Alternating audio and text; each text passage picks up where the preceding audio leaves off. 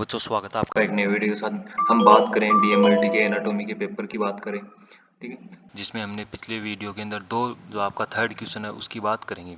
ठीक है, इन सभी क्वेश्चनों के आंसर की जो पीडीएफ है वो हमारे टेलीग्राम चैनल पर आपको अवेलेबल हो जाएगी। ठीक है, जहाँ पर आप जाके इस पीडीएफ को डाउनलोड कर सकते हो। तो अब थर्ड क्वेश्चन आपका देखते हैं। तो देखो, third question is make a label diagram of nephron. Nephron का एक लेबल डायग्राम बनाना है, उसके बारे में बताना आपको। ठीक है, नेक्स्ट, और उसी के अंदर क्या है, write down the mechanism of excretion and absorption का जो मैकेनिज्म है वो हमें समझाना है। ठीक है, तो अब देखते हैं इसमें इसका आंसर देखते हैं। जो आपका पहला क्वेश्चन, पहले इसमें देखते हैं क्या है भाई। लेवल डायग्राम ऑफ नेफ्रॉन की बात करेंगे तो इसमें आपको एक डायग्राम बनाना है। ठीक है, और उसके बारे में कुछ लिखना है। तो देखो भाई, nephron is consist of A tubular close eight one and the other and opening into a collective tubules. जो आपका नेफ्रॉन होता है, कंसिस्ट मतलब मिलकर बना हुआ है। ठीक है, of A tubule closed one and, जिसका एक एंड है वो ट्यूबुल क्लोज होता है, और जो अनोदर एंड है मतलब कि दूसरा एंड है वो ओपन होता है इनटू ए कलेक्टिंग डक्ट।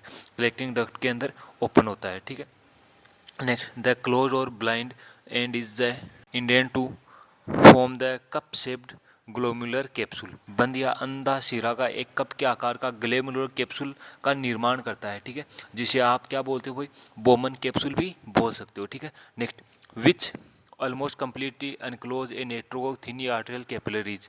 जो क्या होता है भाई, ऑलमोस्ट लगभग पूरा क्या होता है, कम्प्लीटली अनक्लोज, चारों तरफ से आवरण होता है। किससे भाई, ए नेट्रोक थिनी आर्टेरियल कैपिलरी से, जिसका भाई क्या होता है, एक आर्टेरियल जो आपका नेटवर्क होता है थिनी नेटरियल आर्टेरियल से अनक्लोज रहता है। ठीक है, आवरण कवरित रहता है। ठीक है, और उसे क्या बोलते हैं, द ग्लोमेरुलस। जो आपका ग्लोमेरुलस है वो एक थिनी नेटवर्क से कम्प्लीटली ऑलमोस्टली कम्प्लीटली क्या होता है, वो अनक्लोज रहता है, घिरा हुआ रहता है। दीज रिसिम्बल ए कोलाइड का टैप्ड एंड आर सोइन। ये कुंडलित गुच्छे के समान दिखते हैं। ये कैसे दिखते हैं भाई, गुच्छे के समान दिखते हैं, सो होते हैं। From the glomerular capsule, the remainder of the nephron is about 3 centimeter long and is described in 3 parts. ठीक है, ग्लोमेरुलर कैप्सूल से आगे बढ़ते हुए नेफ्रॉन का जो शेष भाग है लगभग 3 सेंटीमीटर का होता है। ठीक है, 3 सेंटीमीटर लंबा होता है। ठीक है, और इसे 3 भागों में डिवाइड किया गया है। They are described in 3 parts. 3 भागों में क्या गया भाई, वर्णित किया गया है इसे। ठीक है, बांटा गया है। तो देखो कौन कौन से, द प्रोक्सिमल कन्वेयर ट्यूबुल्स होता है। ठीक है, द मिडुलरी लूप्स या loop of Henley, the distal converter tubules leading into the collecting duct, जो क्या होते हैं एक संग्रहण रूप वाहिनी में जाती है। ठीक है, लीडिंग होती है। ठीक है, अब देखो इसके अंदर जो डायग्राम है उसकी बात कर लेते हैं। तो आपको ये डायग्राम दिख रहा होगा, इसके अंदर ऐसा आपको एक डायग्राम बनाना है जिसमें आपको लूप एंड जो आपका डिफरेंट डक्ट वगैरह दिखे रहे होंगे। ठीक है, अब डिफरेंट आपके जो भी प्रोसेस है, ये आपको डायग्राम नहीं दिखा तो एक अच्छा दूसरा डायग्राम दिखा देता हूँ मैं। ठीक है, यह आपको आंसर शीट में बनाना है।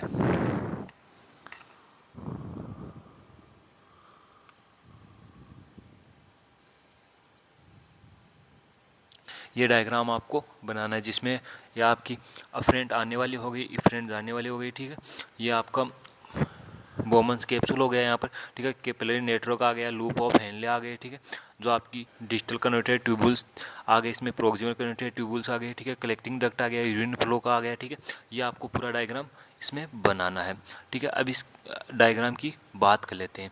तो जो ये डायग्राम है उसके अंदर क्या है भाई, अफ्रेंट आर्ट्रियोल्स है, इफ्रेंट आर्ट्रियोल्स है, ग्लोमेरुलस है, बोमन कैप्सूल है, प्रोक्सिमल कन्वर्टेड ट्यूबुल्स है। ठीक है, लूप है, नीले है। ठीक है, डिजिटल कन्वर्टेड ट्यूबुल्स है, कलेक्टिंग डक्ट है, पेरीट्यूबुलर कैपिलरीज है। ठीक है, तो ये इसके अंदर डायग्राम में है।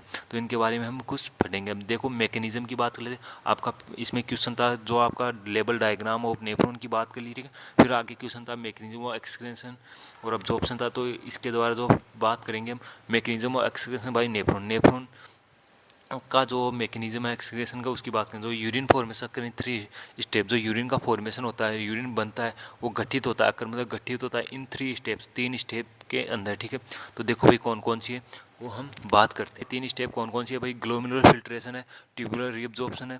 ठीक है, और ट्यूबुलर सिक्रेशन है। तो इनके बारे में कुछ देखते हैं। ग्लोमेरुलर फिल्ट्रेशन के बारे में देखो, टेक्स प्लेस इन ग्लोमेरुलस। ठीक है, ये प्रक्रिया ग्लोमेरुलस में होती है। ठीक है, blood is filtered under high pressure. जो आपका ब्लड होता है वो उच्च दबाव हाई प्रेशर में क्या होता है, फिल्टर होता है। ठीक है, next, water, glucose, salts, urea पास इनटू बोमन्स कैप्सूल। जो आपका वाटर होता है, ग्लूकोज होता है, साल्ट, ठीक है, साल्ट मतलब लवण हिंदी में बोले तो, ठीक है। यूरिया आपका बोमन कैप्सूल में प्रवेश करता है, ठीक है, पास होता है। Next, proteins and blood cells are not filtrated. जो आपकी प्रोटीन और जो ब्लड सेल होती है, ठीक है, जो रक्त कोशिका होती है वो फिल्टर नहीं होती है, आर नॉट फिल्ट्रेटेड, ठीक है। Next, filtrate form is called glomerular filtrated. जो इससे बनने वाली फिल्टर को ग्लोमेरुलर फिल्टर कहते हैं, ठीक है। नेक्स्ट, ट्यूबुलर रीअब्जॉर्प्शन की बात करते हैं। Occurs mainly in PCT, loop of Henley, DCT and collecting duct. जो ये आपका ट्यूबर रीअब्जॉर्प्शन है ये मुख्य रूप से गठित होता है मेनली किस में भाई, पीसीटी में, लूप ऑफ हेनले में, डीसीटी में और कलेक्टिंग डक्ट के अंदर, ठीक है। Next, useful substance are reabsorbed into blood, ठीक है। जो यूजफुल होता है इसमें जो उपयोगी पदार्थ होते हैं, सब्सटेंस होते हैं, वो रक्त में पुनः अवशोषित हो जाते हैं, रीअब्जॉर्ब हो जाते हैं। रीअब्जॉर्ब मतलब पुनः अवशोषित हो जाते हैं इनटू ब्लड, ब्लड के अंदर, ठीक है।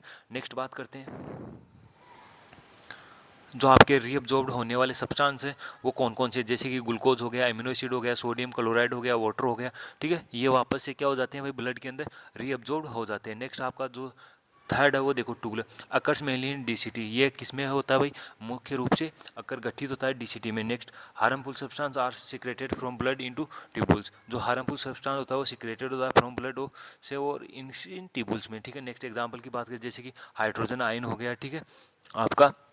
नेक्स्ट, पोटेशियम आयन हो गया, ठीक है, यूरिया हो गया, ड्रग्स एंड टॉक्सिन्स हो गए, ये आपके इसके अंदर एग्जाम्पल हो गया। अब बात करते हैं मैकेनिज्म ऑफ अब्जॉर्प्शन, ठीक है, या रीअब्जॉर्प्शन बाय नेफ्रॉन, नेफ्रॉन के द्वारा, ठीक है। आपका जो मैकेनिज्म होता है अब्जॉर्प्शन का उसकी बात कर लेते हैं, ठीक है। तो देखो पहला देखो इसमें प्रोक्सिमल कनेक्टेड ट्यूबुल्स, पीछे जैसे शॉर्ट में बोलते हैं पीसीटी, ठीक है। मैक्सिमम रीअब्जॉर्प्शन है, इसमें क्या होता है भाई, अधिकांशतः रीअब्जॉर्प्शन हो जाता है, जैसे कि glucose, amino acid, sodium ion, chloride ion and water absorbed. इसके अंदर क्या क्या होता है भाई, आपका glucose, amino acid, sodium ions, chlorine ion, ठीक है, और आपका वाटर का होता है अब्जॉर्ब्ड हो जाता है। नेक्स्ट देखो लूप ऑफ हेनले की बात कर लेते हैं।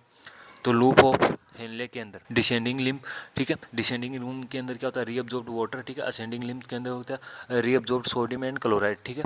जो सोडियम और क्लोराइड है वो रीअब्जॉर्ब होता है। नेक्स्ट, डिजिटल कन्वर्टेड ट्यूबल्स, ठीक है। डिजिटल कन्वर्टेड ट्यूबल्स की बात करें तो सोडियम बोलते हैं डीसीटी, ठीक है। Selective reabsorption of sodium and water, जो क्या होता है सिलेक्टिव रूप से रीअब्जॉर्ब हो जाता है क्या क्या भाई, सोडियम और वाटर, ठीक है। कंट्रोल्ड बाय द हार्मोन्स, ये कंट्रोल होता है हार्मोन्स के द्वारा, और कौन सा हार्मोन के द्वारा, एल्डोस्टेरोन हार्मोन के द्वारा। नेक्स्ट बात कर लेंगे कलेक्टिंग डक्ट की बात कर लेते हैं। तो रीअब्जॉर्प्शन ऑफ वाटर, ठीक है, इसमें क्या होता है भाई, वाटर का रीअब्जॉर्प्शन होता है कंट्रोल्ड बाय एडीएस, ठीक है। ये एडीएस हार्मोन, एडीएस मतलब एंटीड्यूरेटिक हार्मोन के द्वारा कंट्रोल होता है, ठीक है। नेक्स्ट, कॉन्सेंट्रेटेड यूरिन, यूरिन को क्या करता है भाई, कॉन्सेंट्रेटेड मतलब गाढ़ा बनने में ये इसी का योगदान होता है। नेक्स्ट, फंक्शन ऑफ नेफ्रॉन, जो नेफ्रॉन है उसके कार्य की बात कर लेते हैं, ठीक है। तो क्या क्या काम हो सकता है, फॉर्मेशन ऑफ यूरिन की, ठीक है, ये मतलब कि यूरिन का फॉर्मेशन करना, यूरिन बनाना, ठीक है। रिमूवल ऑफ मेटाबॉलिक वेस्टेज, जो भी मेटाबॉलिक एक्टिविटी होती है, ठीक है, उसमें जो भी वेस्ट बना है उसको रिमूव करना, ठीक है।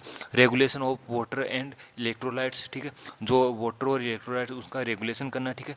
और क्या होता है, maintenance of acid base balance, और जो आपका एसिड बेस है उसको मेंटेन करने का भी इसी का काम होता है, किसका भाई, नेफ्रॉन का। तो ये इसके फंक्शन हो गए, काम हो गए।